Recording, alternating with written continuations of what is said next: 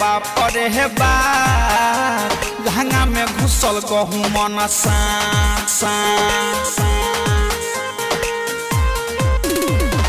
याद बापरे हे बा लहंगा में घुसल गहूं मन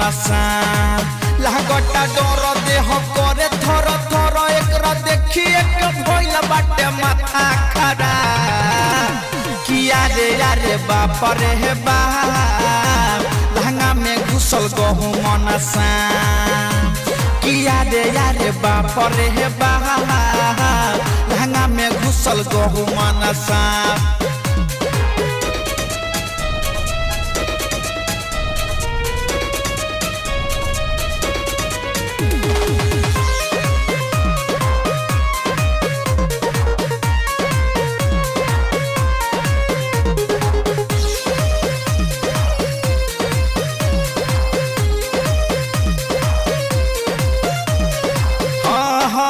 सजिया पसुतल रहनी गइनी डेराई लहंगा में हमारा गइल समाई रे सखी सजिया पसुतल रहनी गइनी डेराई लहंगा में हमारा गइल समाई मोटे लह में बरका रहे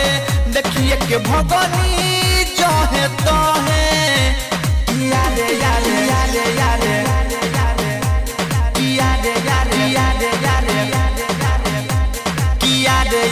बापरे हे बा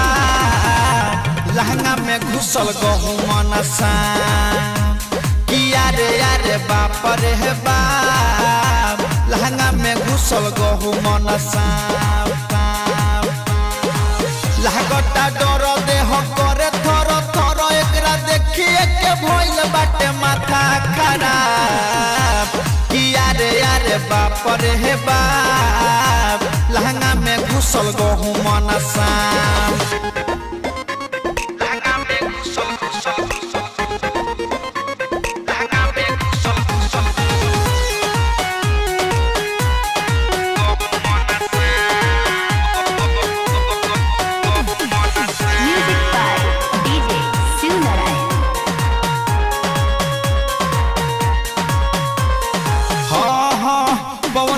बइया के बतिया बतैनी राइटर संजीत के जल्दी बोलैनी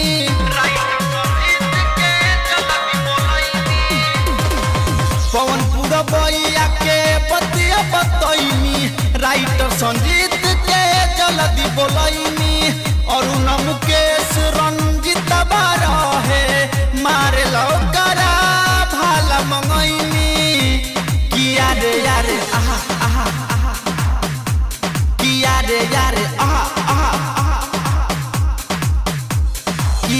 यारे बापरे बा लहंगा में घुसल गहूं मन किया रे बापरे बा लहंगा में घुसल गहूं मन लागटा डर देह करे थर थर एकरा देखिए के भइल बाटे माथा खराब किया रे बापरे हे बा लहंगा में घुसल गहूं मन